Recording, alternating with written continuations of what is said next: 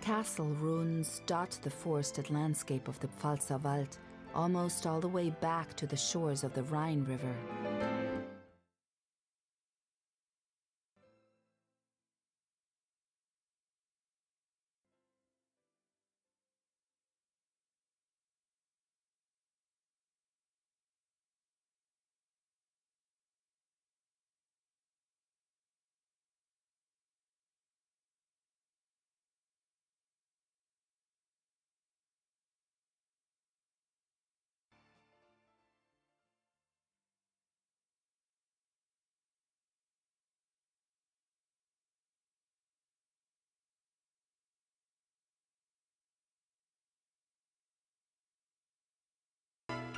Mainz is situated where the Main River joins the Rhine, and that fact alone would make it a prominent city.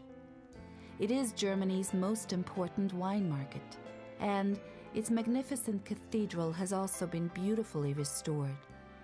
But all of these things pale before the fact that a man who changed the world was born here, Johannes Gutenberg, who invented modern printing. 2 rare Gutenberg Bibles are on display at the Gutenberg Museum.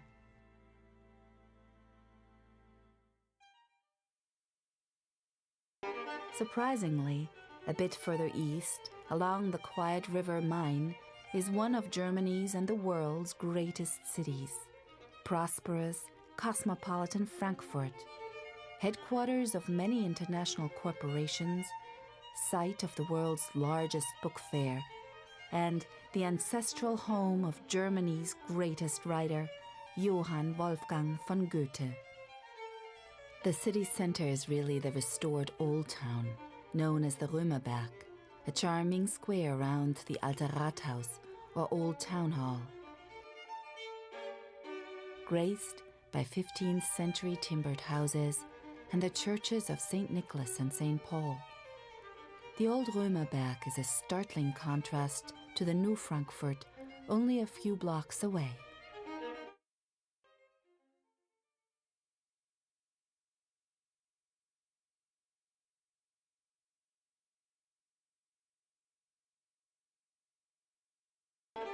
As a great modern banking and financial center, Frankfurt has the contemporary skyscraper look to go along with it.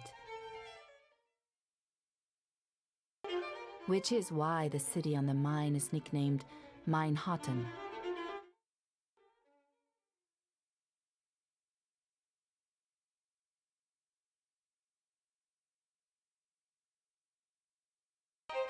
The old opera house was completely burned down during World War II.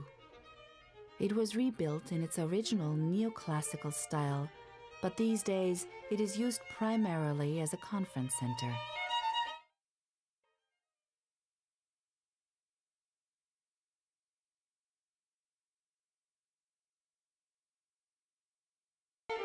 Finance has been the lifeblood of Frankfurt ever since the city was granted the right to print money in the 16th century. The first stock exchange was established on this spot in 1558.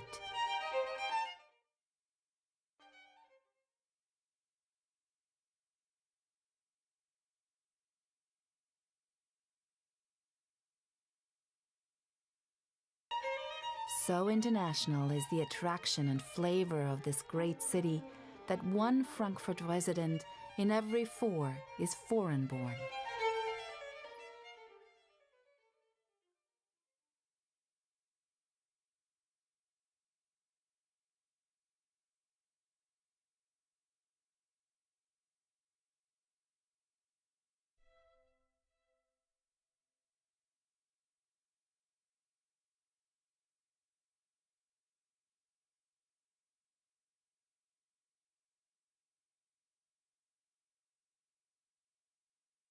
Returning to the Rhine gives us a chance to linger a while in Wiesbaden, a thriving and still very chic spa resort.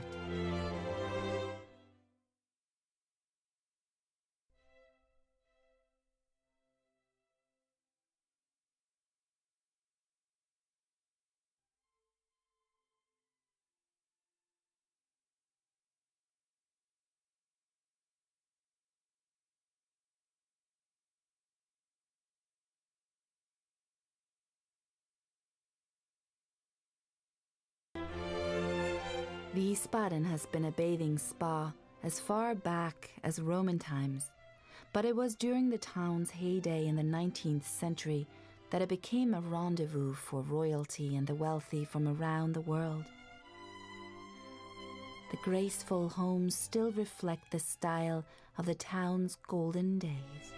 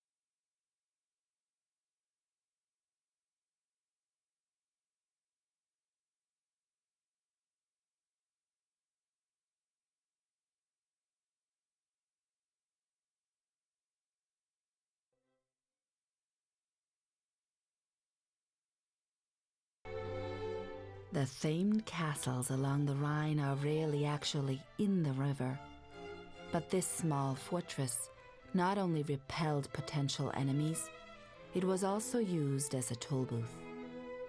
In the old days, ship captains had to pay up if they intended to go any further on the Rhine. Our journey on the river, however, is far from over.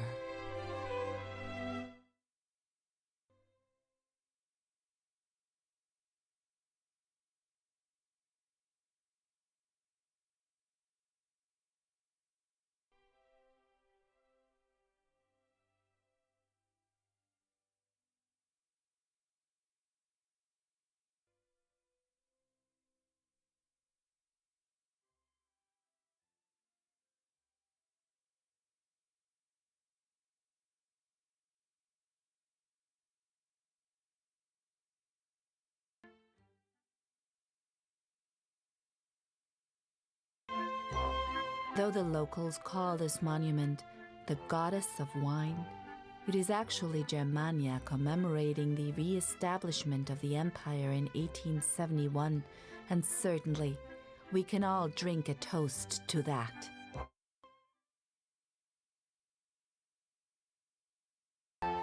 In one sense, the Rhine Valley describes the entire river's setting. But in fact, it is really only this short stretch of the river known as the Rheintal, famous for its Rhine wine, the breathtaking succession of romantic castles, and its world-famous legends and mystical tales. The most romantic and legendary stretch of the river starts at the town of Bingen, easily recognized by the towering Burg Klopp, an ancient castle stronghold.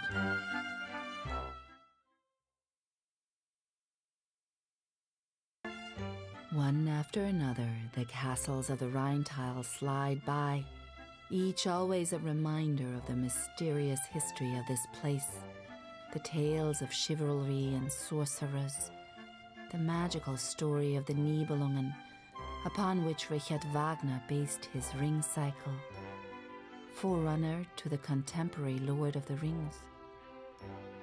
These are just some of the thoughts and feelings this particular stretch of river can evoke.